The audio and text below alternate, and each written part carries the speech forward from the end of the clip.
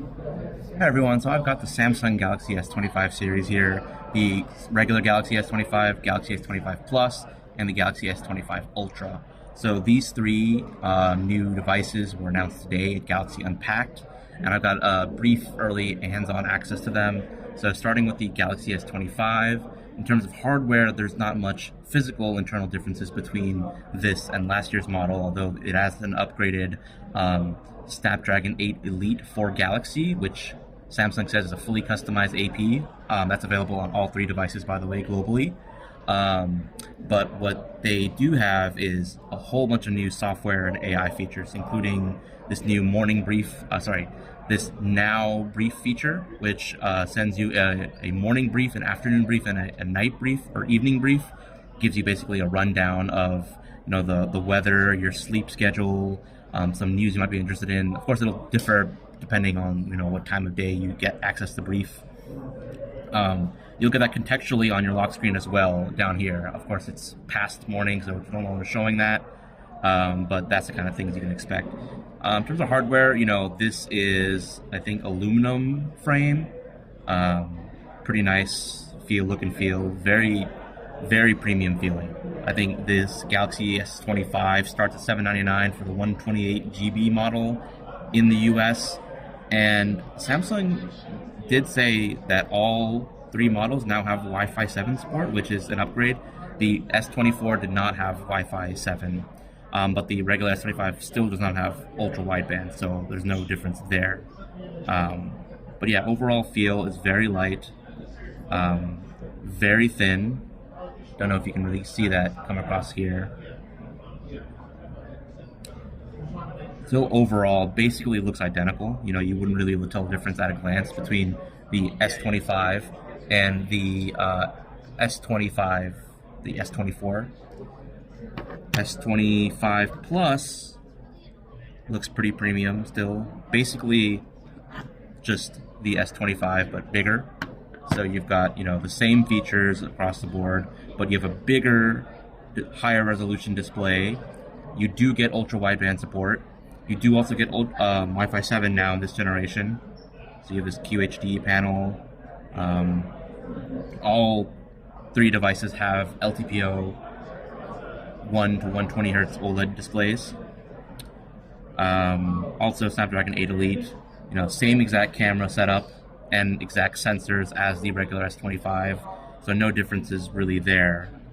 And also, there's not really much difference. There's no difference actually with the cameras from the previous model, except there are new, camera AI features and stuff like that, which you can read about on my article. But going over to the S25 Ultra, there are some pretty big hardware differences. First of all, the corners are significantly less sharp. They're actually rounded now, so it doesn't dig into the palm of your hand. It rests much more comfortably, in my opinion. It's also thinner. Samsung said at least the bezels are 15% slimmer, but also dimension-wise, it is slightly thinner and slightly less heavy. So I think it is much more comfortable, noticeably comfortable, more comfortable than the S24 Ultra, which I used for a couple of months last year. Hardware-wise, it does have an upgraded 200 megapixel main camera.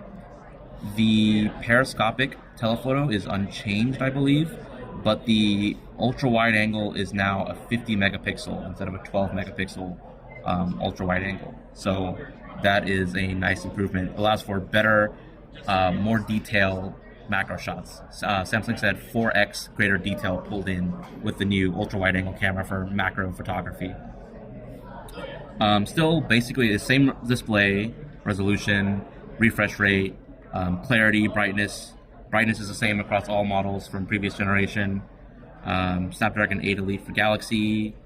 12 gigabytes of RAM is the highest option in the US at least, unfortunately.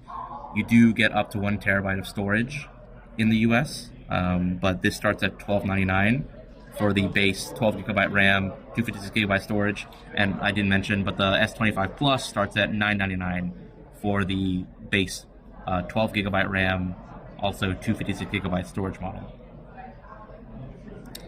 So, yeah, you have any questions about the device, of course, built-in S Pen is still there, but the S Pen no longer supports Bluetooth actions.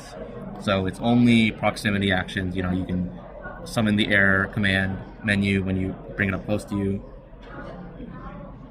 There's a new AI select feature, which is one of the AI features. It automatically detects what's on your screen, offers contextual suggestions, like if there's a video, it'll suggest to convert it to a GIF. If you're looking at an image, it'll suggest to do generative edit. Oh, cool. Let's do AI select here. Generative edit, maybe, I guess. I don't know, it's recognize it as a text, which makes sense.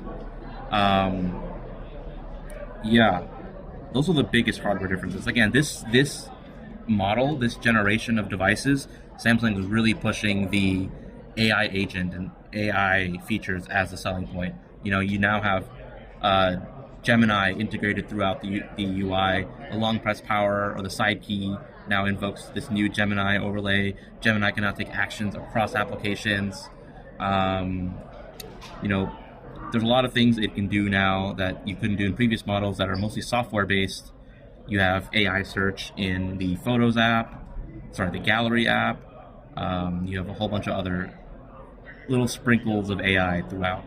So that's, Samsung's hoping that'll be the main selling point of the device and draw users in. And considering you get 7 years of OS and security updates, if you buy these devices, you'll be hanging on to them for quite a while.